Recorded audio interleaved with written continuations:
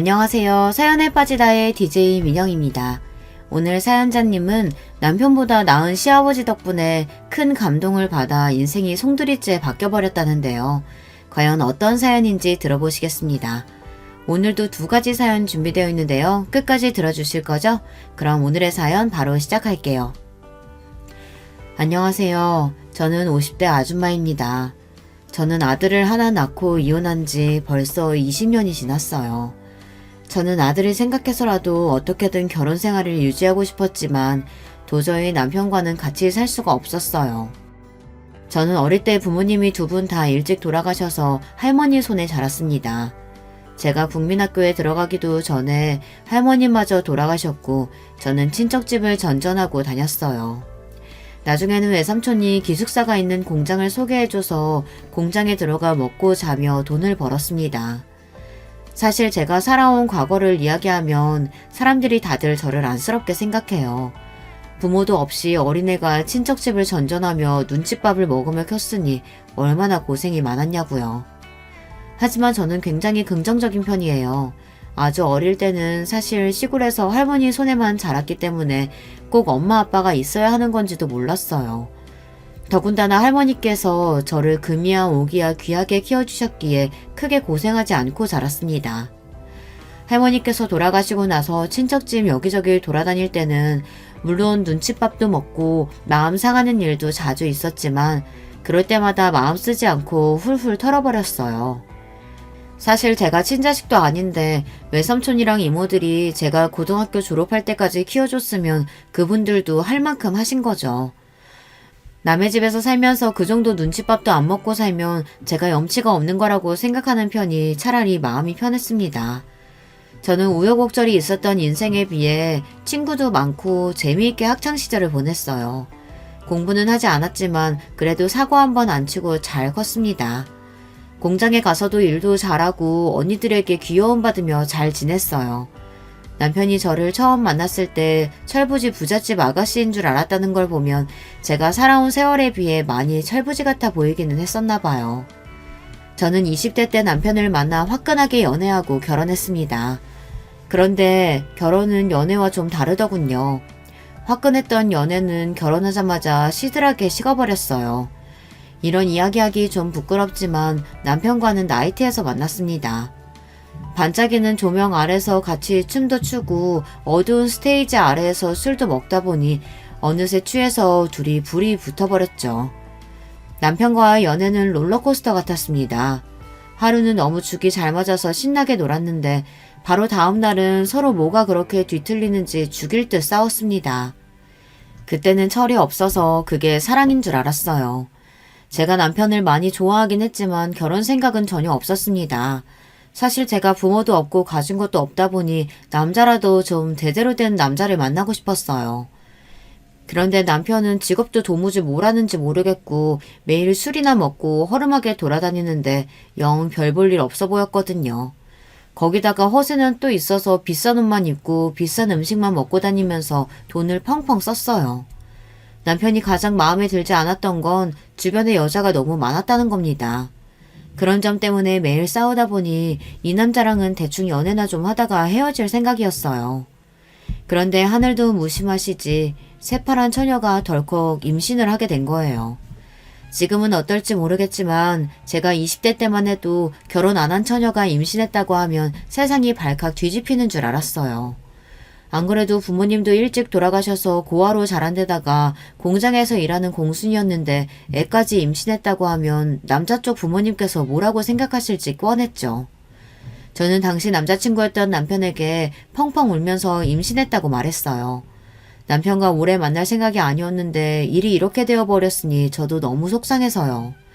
남편도 놀라긴 마찬가지였습니다. 남편은 곤란하다는 듯 머리를 헝클었어요. 에이, 난 이제 아버지한테 죽었네. 할 수 없지. 그냥 결혼하자. 영화에나 나오는 감동적인 고백을 바란 건 아니지만 세상에 이런 프로포즈가 또 있을까요? 애가 생겼으니 할 수 없이 결혼하자네요. 저는 애만 아니었으면 절대 그 자리에서 결혼을 승낙하고 싶지 않았어요. 하지만 어쩌겠어요. 상황이 이렇게 되어버렸으니 제가 한 일에 책임을 져야 했죠. 저와 남편은 곧장 시아버지께 인사를 드리러 갔습니다. 알고 보니 남편도 어머니가 일찍 돌아가셔서 시아버지께서 일찍부터 혼자 쉬었다고 하더라고요. 남편이 중학교에 입학했을 때 어머니께서 돌아가셔서 시아버지께서 교복 셔츠까지 빨아다 다려줬다고 하더군요. 그런데 놀라운 사실이 한 가지 더 있었습니다. 남편은 제가 생각했던 별 볼 일 없는 남자가 아니었더라고요. 남편을 따라간 시댁은 마치 대궐 같았습니다. 남편이 서울 토박이라는 건 알고 있었지만 서울 중심부에 떡하니 대궐 같은 전원주택에 살고 있을 줄은 몰랐어요. 거기다가 집에 일하는 아줌마가 2분이나 있었어요. 청소나 빨래 같은 집안일을 해주시는 분 따로, 식사 준비만 해주시는 분 따로 있었습니다. 저는 태어나 처음 들어와 보는 2층 저택에 놀라 여기저기 구경하느라 눈을 떼질 못했습니다.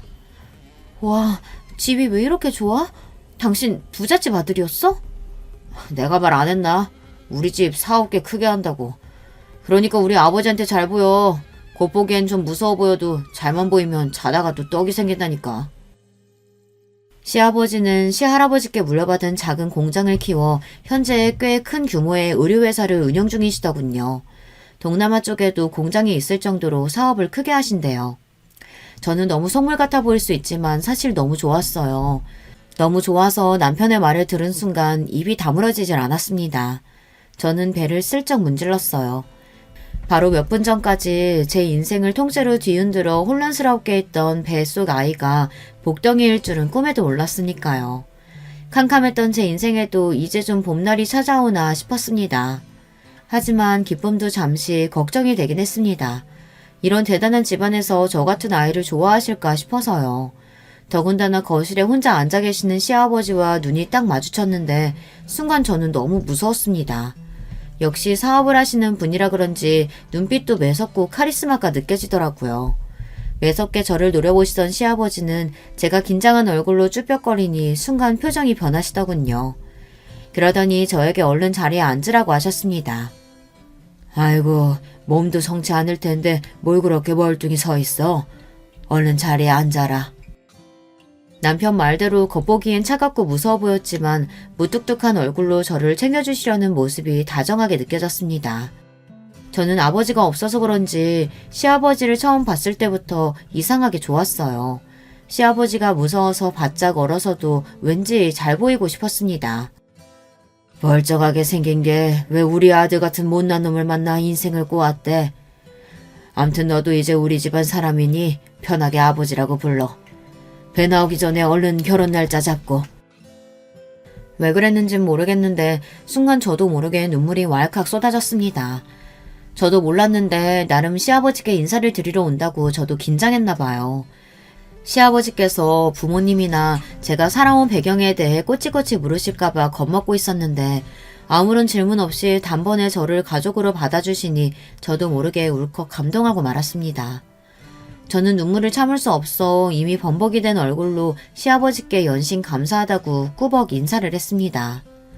나한테 감사할 게 뭐 있어? 내가 방금 말했잖아. 내 아들 같은 놈 만나서 네 인생이 꼬인 거라고. 내가 미안해서라도 너한테 잘해줄 테니까 너는 건강하게 출산할 생각만 해. 아버지는 왜 자꾸 나 같은 놈 만나서 고생한다 그래. 내가 뭐가 어때서. 인물 좋지 집안 좋지 어디 하나 빠지는 게 없구만. 그리고 얘는 부모도 없는 고아에다가 고졸 공순이야. 내가 데리고 살아주면 얘 입장에서 고마운 거지. 시아버지께 받은 감동이 남편의 말 한마디에 와사삭 부서지려고 할 때쯤 시아버지께서 자리에서 벌떡 일어나시더니 남편의 머리통을 세게 쥐어박았습니다. 저는 순간 눈물이 쏙 들어갔어요. 으휴, 너 이 자식 어디서 아내 될 여자한테 공순이의 고아라는 소리래? 그리고 네 처될 사람이 몇 살인데 고아야? 부모도 없이 이 정도 잘 자랐으면 잘 큰 거지. 에이그, 너는 이런 놈이 뭐가 좋다고. 암튼 난 몰라. 네가 선택했으니 내 아들 버리지 말고 잘 살아야 한다. 그렇게 저는 눈물로 범벅이 된 채로 고개를 끄덕이며 결혼 허락을 받았습니다. 사실 임신 사실을 처음 알았을 때 저는 너무 무서웠어요. 철딱선이 없는 남편과 자식을 키우며 앞으로 어떻게 살아야 하나 막막했거든요. 그런데 시아버지를 보자마자 믿음이 확 생겼습니다. 시아버지 곁에 있으면서 살다 보면 큰 걱정 없이 살아갈 수 있겠다 든든했어요. 그런데 시아버지는 돈복은 있어도 아무래도 자식복은 없는 것 같아요. 남편뿐이 아니라 다른 자식들도 영 부실했거든요. 어려서부터 하나부터 열까지 시아버지가 다 알아서 해줘서 그런지 남편이나 시동생, 시누이까지 다들 혼자 알아서 하는 게 없고 철딱서니가 따로 없었어요. 결혼하고 보니 남편이 연애할 때 왜 그렇게 동네 백수처럼 아무것도 안 하고 나이트나 다니고 술이나 먹으러 다닐 수 있었는지 금방 알겠더라고요. 남편과 시동생 시누이는 대학 때까지 아르바이트도 한번 해본 적 없이 등록금은 물론이고 생활비를 다 받아서 썼대요. 거기다가 대학 졸업하고 나서는 셋 다 시아버지가 운영하는 회사에 다들 한 자리씩 차지하고 앉아서 월급을 받아먹고 있었어요. 일이나 성실하게 잘하면 몰라요.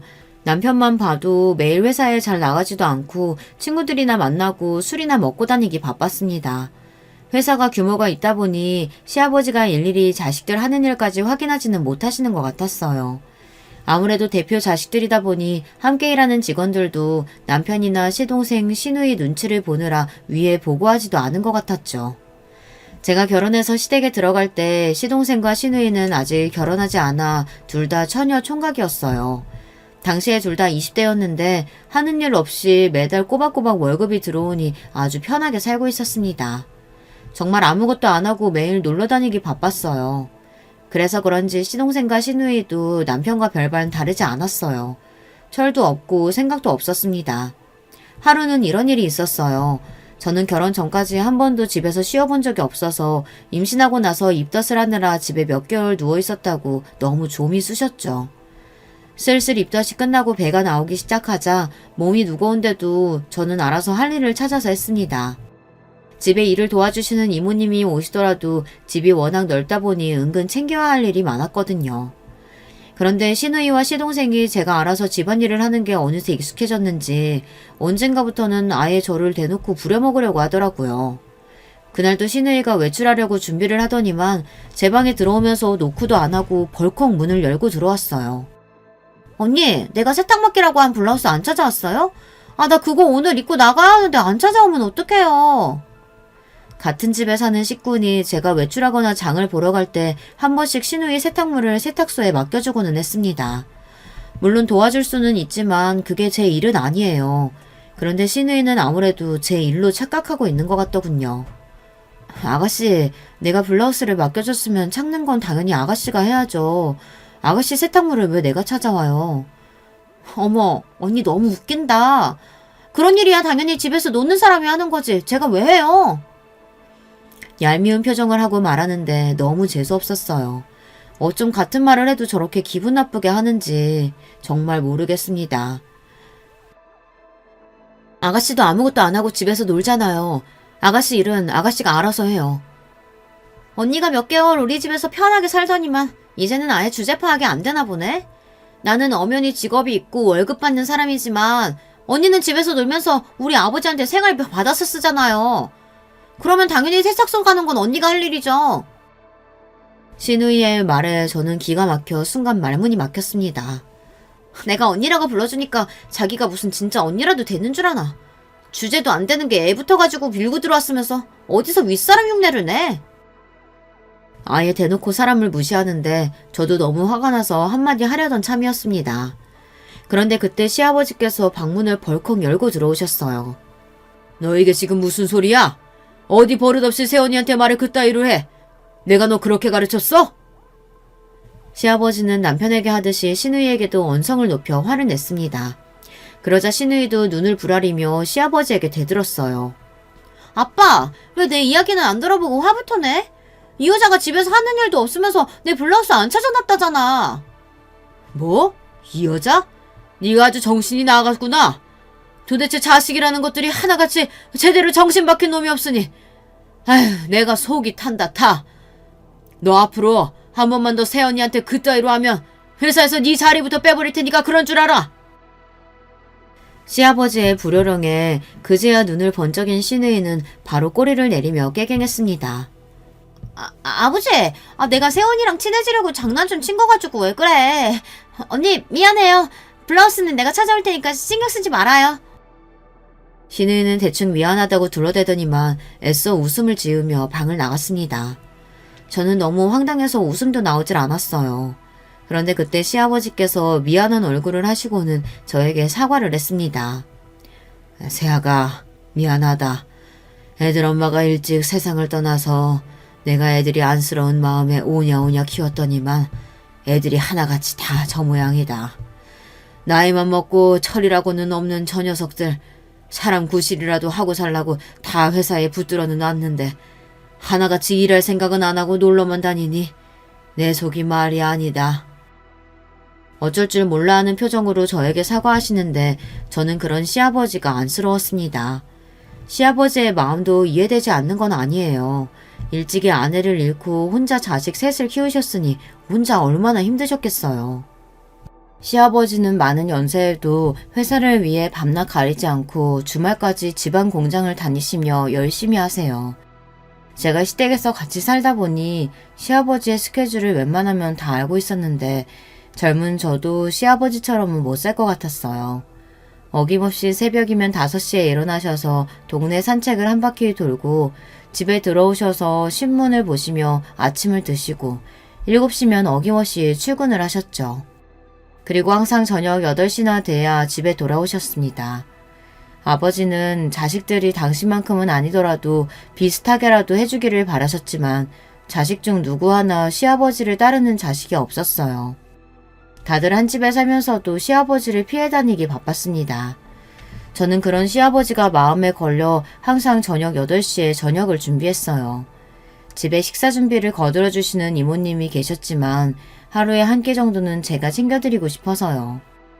시아버지는 배울 점이 많을 뿐이라 저도 시아버지와의 저녁 시간을 기대하고 있었습니다. 당시에 저는 하루 종일 혼자 집에서 애만 보느라 지쳐있을 때라 저에게는 시아버지와의 대화가 유일하게 위로가 되고는 했거든요. 특히나 제가 말하지 않아도 제 속을 꿰뚫어보고 계신 것 같았어요. 늦은 시간 집에 오셔서도 식사를 하는 내내 저에게 하루 있었던 일을 묻고 불편한 일은 없는지 안부를 묻고는 하셨죠. 집에서 애랑 둘만 지내기 적적할 텐데 일하고 싶으면 공장으로 출근해. 공장 직원한테 이야기해서 자리 하나 내어주라고 할 테니까. 시아버지는 연세도 많으신 분이 젊은 사람들의 마음을 잘 아시는 것 같았어요. 제가 혼자 집에서 아들을 키우느라 육아 우울증처럼 힘든 시기를 겪고 있을 때였는데 시아버지께서 때마침 저에게 일해볼 생각이 없느냐 제안을 해주셨습니다.